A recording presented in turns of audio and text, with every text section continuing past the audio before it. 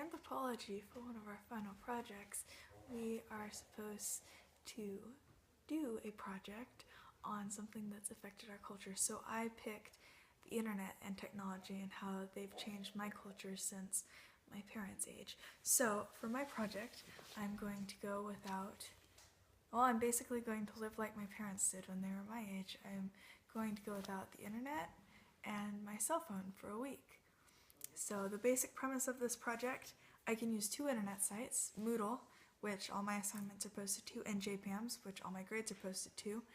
And if I need to get in touch with them, I can, them as a person, I can write them a note and mail it, or I can call them on the phone. So we'll see how this goes. So today is my second day of the No Internet Challenge.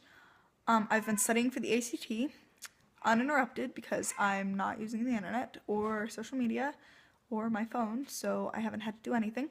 So I've been studying uninterrupted for almost 2 hours now, and I had a question about one of the math things that I was looking up, and I had to go and ask someone. I had to call someone on the phone to get the information that I needed.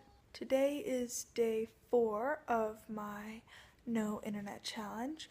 Oddly enough, one thing that I've really had to adjust to is not being able to check the weather automatically.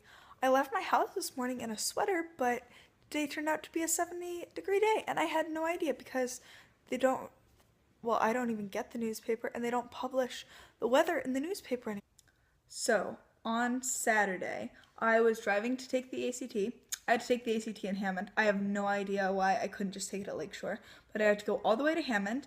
So I was driving, and I pulled off onto the right exit for Hammond, right? And then I realized I have absolutely no idea where to go for how to get to Hammond High School. And I didn't have my phone, so I couldn't just look it up. I couldn't use the maps to get me anywhere. So I had to pull into a gas station and ask directions from a gas station. I've never had to do that before because I've always had my phone. So today was my last day of my No Internet Challenge and No Phone Challenge. It's been really interesting to see how much I actually use my phone and use the internet and how dependent I am on it. I use the internet and my phone for almost every single thing in my day-to-day life. When I have a question about schoolwork, I'll look it up on the internet. Or when I want to know what the weather is for the next day, I'll look it up on the internet. Or when I need to know directions to someplace, I'll have the internet read me directions on the way to the place. So it's really been interesting to see not only how dependent I am on the internet, but how much I use my phone. So I haven't used any of the functions on my phone besides calling people for a week. I have over 1,000 texts just from different people that I haven't answered. I have 75 emails, and I don't even want to think about how many things I haven't seen on social media because I just haven't been on there at all. And it's just been insane to think about how much I use the internet. I've had so much extra free time.